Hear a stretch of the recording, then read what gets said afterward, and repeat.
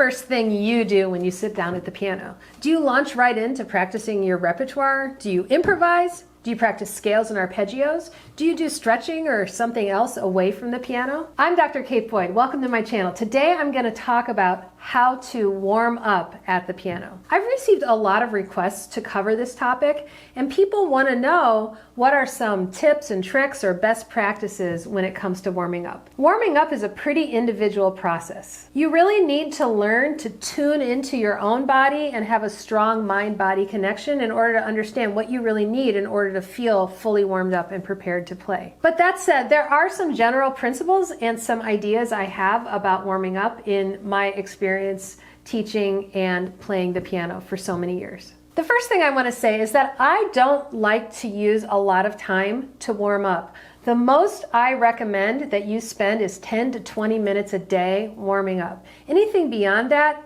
is usually overkill, and it takes time away from the other things that you want to do at the piano. If you're about to go for a run, you don't spend an hour stretching your muscles before you go out on the run. You get yourself to a point where you feel loose and ready and mentally ready, and then you go out on your run. It's the same principle on the piano. I think that sometimes people get very attached to the idea of being very thorough in their warm-up routine, but as a result, their warm-up routine can get long, and they might end up spending 30, 40, 50 minutes just practicing technique at the piano. And so I really advise trying to cap it at 10 to 20 minutes a day and then spreading out your technique if there are many things you want to cover. The other reason that I don't like to spend too much time warming up is because when I start practicing, that's when I'm most mentally alert, and I don't want to waste that mental alertness just on doing technique or warm-up exercises. I want to get to the thing that I'm there to practice right away, as soon as I feel warmed up and ready to go. Also, I recommend spending a little bit of time thinking about the purpose that you have for warming up. Why are you taking time to warm up? What are you warming up to do? Are you just getting to the point where you're ready to improvise? Are you getting to the point where you're ready to launch into a very difficult technical passage? Are you trying to create some kind of mental readiness to practice? Having a purpose to warming up will help you actually use the warm-up time to enhance your musicality and improve your technique rather than just shutting off your ear and going through some rote exercises. That is the big danger about starting off the day with like tons of scales and just not listening to yourself. It becomes sheerly an exercise in technique, which kind of defeats the whole point of playing the piano in the first place. So warming up is an opportunity to engage the ear. You can actually use your warm-up time to practice listening intently and deepening that relationship of your ear to the sound coming out of the instrument. Warming up is also an opportunity to practice musical skills. So for example, if you're practicing scales, you can use that warm-up time to practice very even dynamics. For example, crescendoing as you go to the top and diminuendoing as you come down. There is a skill to that as well. You don't just crescendo a random amount, you have to divide the crescendo so that it is evenly spread among all of the octaves you're practicing. And then same thing with the diminuendo as you come down. You want that to be very evenly distributed. And that takes practice, and that's something you can practice during your warm-up routine. Also, warming up at the piano is an opportunity to practice technical skills. So for example, practicing scales, practicing arpeggios, working on hand position, working on alignment, all of those things are good skills to practice when you're warming up while still listening to the sound that you're creating and that is coming out of the piano. Now, when you're getting ready to play the piano for the first time that day, there's warming up, as in getting ready to play, but then there's also warming up, which means getting to the right temperature to play. If you're feeling physically cold, then it's essential that you warm up your hands before playing. A lot of times people talk about running hot water over your hands and things like that, but I want to just tell you, the wrists are where it's at. The wrists are very important. The blood flows through the wrists to get to the hands, and so if you can warm up your wrists then your hands will be warm. There are several ways you can do it. First off, you can just go to a sink and run hot water over your wrists for long enough that your fingers start to feel warmer. Another thing you can do is actually wear wrist warmers. These are wrist warmers and they cover my wrist, but then I can still move my hands. They also have fingerless gloves, but I prefer wrist warmers because you can actually slide them down all the way like this, right? And so they don't really impede your hands at all. And again, they're covering the wrist, which helps keep the fingers warm. Now for me, I always like to keep my hands warm even when I am not playing the piano because I just don't like the sensation of cold hands, and I also don't want to have to spend a lot of time getting my hands warm in order to play. And so when I wear gloves in the winter, I always make sure that they're long enough that they go over my wrists. A lot of times they make gloves that just stop right here at the wrist, and I never wear those. I'm never comfortable with them because I want my wrists to be covered so that my fingers stay relatively warm. And if the ambient temperature in the room is actually quite cold, then I will practice with a hat. I will literally just put a hat on and I'll put on my little wrist warmers and then I'll just practice that way. And that warms me up pretty well too, because the hat keeps the heat from coming out the top of my head. And that can really make up for practicing in a cold room. Now, playing the piano is a physical activity, and it requires a lot of dexterity and fine muscle coordination. And so you really do need to be warm physically, but also warmed up before you play. It's just like any other physical activity, like a sport or dancing, that you want to have your body limber, warmed up, and the muscles activated and ready to play. In order to actually warm up my body and my muscles, I find that stretching and related activities really help. Formal practices like yoga, Tai Chi, and other practices that help establish a strong mind-body connection are really good ways to warm up before practicing. When I was in graduate school, I studied Tai Chi for about 5 years. I studied it in New York and then also continued it in Germany. And I established a practice where I would do Tai Chi before I practiced the piano. And I really found that it helped me to warm up mentally and physically before I started practicing. I'm going to do some stretches in this beautiful room. As some of you might know, I am currently not in my home because we're doing some renovations, and my good friend Mike invited me to come into his home and film here. So this is his beautiful home. I'm so grateful that we have this opportunity to use this space for these videos. A lot of times people ask me about stretching before playing the piano. So I am an advocate of stretching to warm up your body and to strengthen the mind-body connection before you practice. And I'm going to walk you through some of the piano stretches that I do myself and that I recommend to my students. So we're going to start off with head rolls. So what you're going to want to do is tilt your left ear to your left shoulder, and you might feel a stretch on your right side of your neck. And then roll gently, don't strain. If you feel pain, then don't do it quite as extreme. Just do this gently to the best of your ability, and then roll to your right shoulder. Now, it's very important, don't tilt your head back because that's bad for your neck. Instead, just lift your head and go over to the other shoulder. And we're going to just roll. I do this 5 times. So left, forward, right, that's 3. Left, forward, right, that's 4. And then the 5th time, left, forward, right. Now guess what? We're going to go the other direction. Right, forward, left. You're going to do that 5 times.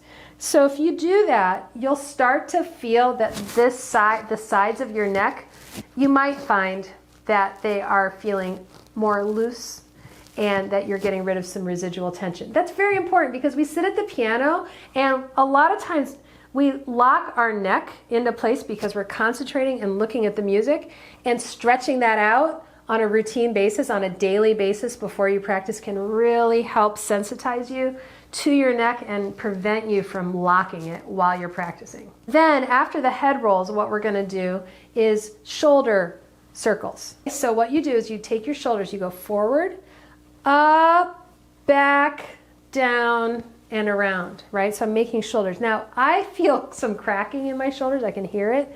Also, what's super important is keep your fingers loose. A lot of times people do shoulder circles and then they tense up their hands. So try to consciously keep your elbows and hands loose while you do these.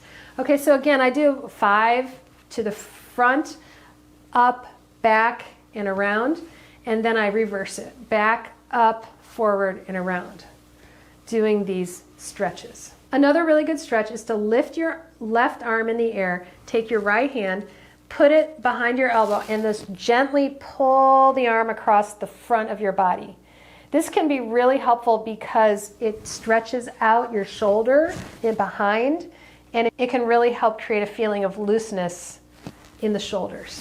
Okay, so we'll do that, and then I usually hold that for 15 to 30 seconds. It really just depends. But what's important is you want to breathe into it. You want to breathe into the stretch and really feel your muscles lengthening. So that is a really good stretch. Another really good stretch is to take your arms behind your body, clasp your hands, and then roll your shoulders back. And you'll feel a stretch in the front of your shoulders, which is really helpful for playing the piano because a lot of times we sit and collapse our shoulders. Okay, so that helps open up the whole front of the chest. So you can do that. You can actually go up like that, and that'll help stretch your spine. You can, if you feel comfortable, you can invert your hands and go up that way. But even just doing this a little bit, even just doing that and leaning forward is a very effective way of stretching. Now, be careful if you are feeling pain or discomfort doing these stretches, then just skip them. I'm not a doctor, I'm not a physical therapist. I am just showing you some ideas for stretches that I personally use, that I share with my students. But you are your own best expert on your own body and what you are capable of. So if any of these do not feel right to you, then don't do them because your body is giving you feedback that you should listen to. Another really helpful stretch is to stretch your spine. And the way to do that is to hinge at the waist. Don't lock your knees, okay? So you want your knees to be loose and easy. Hinge at the waist and feel your spine lengthen as you come over your hips. And then just let your arms loosely hang, and the weight of your arms will help just pull down your body. I'm not exerting myself. I'm not trying to bend at the waist. I'm simply letting the gravity and the weight of my head and arms pull my body down. And in so doing, I'm feeling a stretch and a lengthening in the spine. Whenever I do this stretch, I just hold it for 30 seconds and I breathe into it. And then as I come up, I try to roll my spine up one vertebra at a time. I'm not doing a super good job of that, but the idea is that you come up and you're hinging from the waist, and then the last thing you do is bring your head up and let it float off of the top of your neck. Another really good stretch is a shoulder rotation. I learned this from a violinist. It was super helpful, and I've done it for many years, but it's a pretty intense stretch. So if you don't feel comfortable doing this, then just skip this one. But what you want to do is take your hand and make like kind of pull it back this way, and you're gonna let your arm go up in front of you and then up past your ear and then around the back and then around to the front. Now it's important, I find it important to do this stretch slowly because I really feel it in a lot of different parts of my arm. I had a shoulder injury from the gym from many years ago, and so on this side I'm much more gentle with this stretch because I don't want to pull it out of alignment again. So you just have to listen to your own body and do these stretches for whatever works for you. Notice that we are not stretching the fingers. We're not doing like hand and wrist stretches. We're stretching the whole body because playing the piano is a whole body activity, and you want your whole body to be warmed up, ready to go, limber, and working together as you sit down to play the piano. After you've gotten physically warm and then done stretches or something to warm up your body and mind, the next step is to warm up your playing mechanism. You want to start gently and ease into the fast stuff. I don't just sit down and launch into the most technically difficult passages. There's this kind of intuitive process that I go through where I practice scales, I practice arpeggios, I have about a 10-minute routine that I do, and then I start practicing my repertoire. And I kind of intuitively know when I'm ready to start with the faster passage work, which usually takes anywhere between 10 and 20 minutes, and then I'm like kind of ready to go for the day. Practicing effectively requires you to focus well. You might find that some days you can focus really well and other days it's really hard to concentrate. One thing that can help prime you to shut out distractions and really focus when you sit down at the piano is to develop a pre-practice ritual. A ritual is a series of things that you do every time you sit down to practice. It can help quiet your mind and train your brain to focus on the task at hand. Here are a couple of my tips on how to establish a practice ritual. First of all, try to practice at around the same time every day. Figure out the times of day when you are the most focused and alert, and try to practice during those times. For some people it's the morning, some people it's the evening. I personally focus best in the morning, and so I try not to schedule any teaching before around 11 a.m. and that's to give myself time to practice during my most alert and focused times. It can be very helpful to do the exact same steps every time you sit down at the piano, because that will signal to your brain that you are about to start focusing. The steps that I have in my pre-practice ritual are: I fill up my water bottle, I make myself some tea, I get out my practice journal and have my pen handy, I turn off my phone or I put it in airplane mode, and I try to put it out of sight because they've done studies that say that even if you can see your phone and it's in airplane mode, even if you can see it, it can still be very distracting to you, so I try to put it out of my sight. Then, if I have time, I will do some stretching and breathing exercises just for a couple of minutes, and then I launch into a scale and arpeggio exercise that takes me about 10 minutes. Personally, I find that starting with a scale and arpeggio routine and doing the same one every day is very meditative for me, and it also helps signal to my brain that I'm about to start practicing and really focus. By the time I'm through all that, I'm pretty focused and I'm ready to start practicing my repertoire. Now, there are some people who suggest warming up by improvising at the piano. For example, William Westney, who wrote this wonderful book called The Perfect Wrong Note, advocates sitting down at the piano and just moving and doing whatever motions or notes or pitches you feel like doing, and not judging yourself. I think this is a terrific way of warming up your mind and imagination to play the piano, because when we play, especially those of us who play interpretive music, we are so focused on right notes and wrong notes, and it can start to instill this fear of doing it right and doing it wrong, that if you can start off your practice day by just removing that altogether and just saying, anything I play at the piano is fine and good, and just connecting with the sound and with the motion that it takes to put down the keys, that can be very freeing and start your day with a very positive mental attitude. Therefore, cultivating the habit of sitting down and just playing whatever comes out of the piano without judging yourself can be a wonderful way to start your time at the piano every day. Now, when you warm up at the piano, you're also going to really want to think about how you're sitting at the piano, what your posture's like, how high you're sitting, how far you're sitting from the piano. I made a video about sitting at the piano. You're going to want to check that out up there, where I address all of those things and more. I'll see you there. Good luck with your warm-up routine, and happy practicing.